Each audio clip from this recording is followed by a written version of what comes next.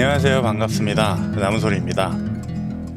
지난 시간에 저희는 스프링 부트를 이용한 간단한 RESTful 웹 서비스를 구현해 봤습니다.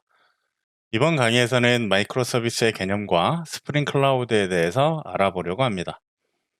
우선 마이크로 서비스가 무엇인지 살펴보고 마이크로 서비스의 장단점에 대해서 이야기해 보겠습니다. 그리고 마이크로 서비스 아키텍처를 갖는 엔터프라이즈 애플리케이션을 개발하기 위해 필요한 스프링 클라우드가 무엇인지 설명하고, 그 중에서 구성의 중앙화를 위한 스프링 클라우드 컨피그에 대해서 학습하겠습니다.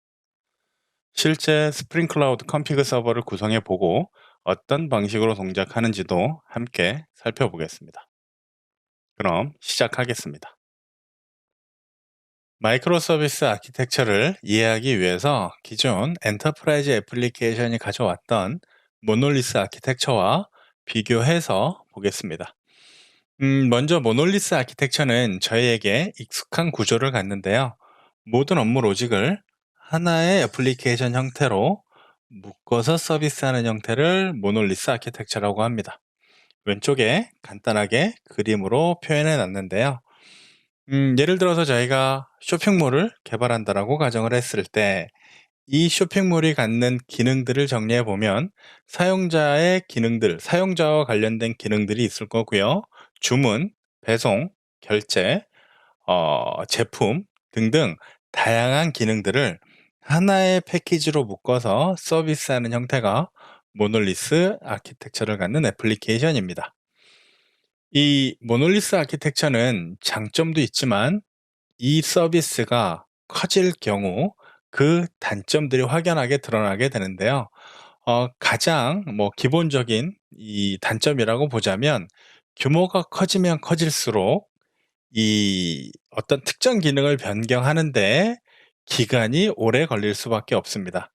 이 모놀리스 아키텍처는 이 전체 서비스가 하나의 패키징으로 구성되기 때문에 특정 기능 하나를 수정하고자 해도 전체가 영향이 받는 그런 형태입니다.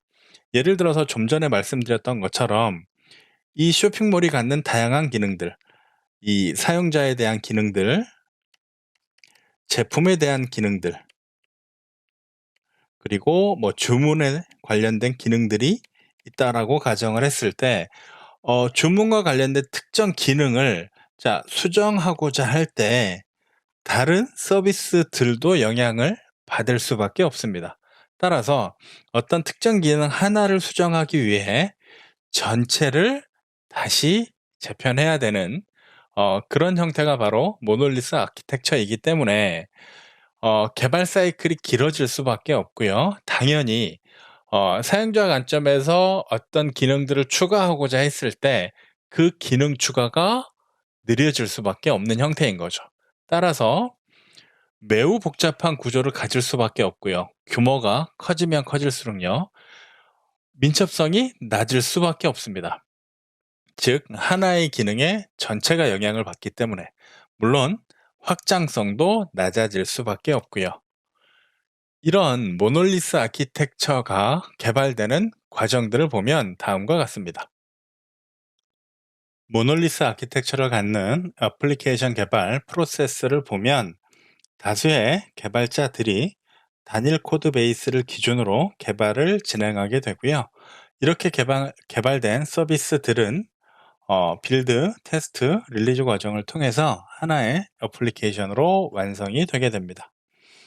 이 단일 코드 베이스를 기준으로 개발을 진행하게 되면 개발팀의 분리부터 그에 대한 관리, 그리고 최종 프로덕션 배포까지 개발이 진행될수록 복잡도는 증가할 수밖에 없습니다. 그리고 초기에 세팅된 기술을, 즉 변경하게 되면, 즉 새로운 기술을 적용하는 데 있어서도 전체 애플리케이션이 영향을 받기 때문에 반영하는 데에도 어려움이 있습니다. 예를 들어서 저희가 뭐를 개발한다라고 가정했을 때 기본적인 언어셋은 자바로 진행을 하고요. 예를 들어서 데이터베이스는 RDBMS를 사용을 할 텐데, 이 RDBMS의 벤더는 예를 들어서 MySQL을 사용한다라고 가정을 하겠습니다. 그 외에도 다양한 기능들이 존재하겠죠.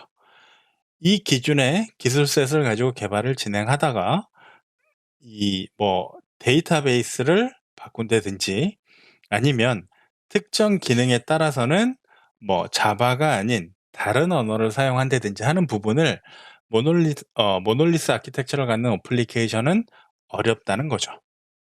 쉽게 반영할 수 없다는 얘기입니다. 이와 같은 모놀리식 애플리케이션은 규모가 커지면 커질수록 개발부터 유지 보수, 배포에 이르기까지 여러 단점들을 갖고 있습니다. 그래서 이를 개선하기 위해서 나온 것이 바로 SOA라는 아키텍처입니다. SOA는 서비스 오리엔티드 아키텍처라고 하는데요. 서비스 지향 아키텍처라고 합니다. 이 서비스 지향 아키텍처라고 하는 이 개념은 서비스 단위로 이 독립된 프로그램으로 만들고요. 독립적인 소프트웨어로 만들고 이들이 서로 커뮤니케이션 할 수 있게 해서 전체 서비스를 만드는 형태를 바로 SOA라고 합니다. 그림으로 설명을 드리면 저희가 지금 만들고 있는 예를 들어서 고객 관리 서비스 그리고 품목 관리 서비스를 별도의 독립적인 어플리케이션으로 개발을 진행을 하고요. 이 전체를 하나의 서비스로 묶어서 제공을 하는 형태인데요. 여기에 필요한 것은 각각의 서비스 간에 커뮤니케이션 할 수 있는 방법이 필요합니다. 이렇게 되면 별도의 서비스, 독립적인 서비스로 만들어서 진행하기 때문에 각각의 서비스별로 영향을 적게 받게 됩니다. 즉 루즈 커플링이 이루어지게 되는 거죠. 따라서 이 고객 관리는 고객 관리 나름의 기술셋을 적용할 수 있고요. 품목 관리는 품목 관리별로 기술셋을 진행할 수 있으며 빌드 배포 또한 이 고객 관리에서 특정한 기능이 추가된다라고 했을 때 이 고객 관리 서비스만 빌드 배포를 진행하면 되기 때문에 이 품목 관리는 영향을 안 받게 되는 형태입니다. 그러면 여기서 주요 관점은 이 중요하게 봐야 되는 이슈는 각각의 서비스 간에 어떻게 커뮤니케이션 할 거냐이죠. 이 SOA 아키텍처는 이 커뮤니케이션 하는 방법이 SOAP라고 하는데요. 심플 오브젝트 액세스 프로토콜이라고 합니다. 이 SOAP를 이용해서 서로 커뮤니케이션을 하게 되는데 이 SOAP라는 이 프로토콜을 적용하려면 ESB라는 엔터프라이즈 서비스 버스라는 이 별도의 미드웨어를 통해서 커뮤니케이션을 진행하게 돼요. 따라서 이 서비스 간의 커뮤니케이션 하는데 이 SOAP라는 다소 무거운 이 통신 방식을 사용하기 때문에 이 부분에서도 나름의 문제가 발생하는 거죠. SOA와 앞으로 설명드릴 마이크로 서비스와는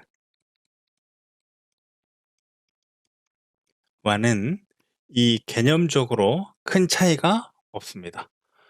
방금 말씀드렸던 것처럼 SOA가 서비스 단위로 구분해서 독립적인 이 프로세스로 만들어서 독립적인 프로세스에 동작하는 어플리케이션으로 만들어서 서로 커뮤니케이션하는 형태로 하나의 서비스를 완성하는 그 개념은 마이크로 서비스와 SOA가 동일한 개념입니다. 다만 SOA가 커뮤니케이션하는 방식이 SOAP를 이용한 방식이었다면 이 마이크로 서비스는 각각의 서비스 간에 커뮤니케이션하는 방식이 대표적으로 REST API를 이용한 방식을 사용을 합니다.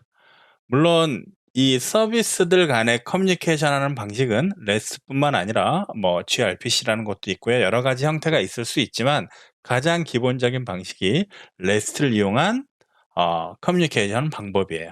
따라서 마이크로 서비스 아키텍처를 갖는 서비스를 개발한다라는 것은 해당 서비스를 작은 서비스 단위로 나누고 이 각각의 서비스 간에 원활하게 커뮤니케이션을 할 수 있도록 구성을 해서 전체 서비스를 만드는 개념으로 보시면 되겠습니다. 음, 모놀리스 아키텍처에서 SOA 그리고 마이크로 서비스까지 아주 간단하게 살펴봤는데요. 다음 시간에는 이 마이크로 서비스 아키텍처가 어떤 구조를 갖는지, 어떤 개념인지 좀 더 자세히 살펴보는 시간을 갖도록 하겠습니다. 그럼 다음 강의 때 뵙겠습니다. 감사합니다.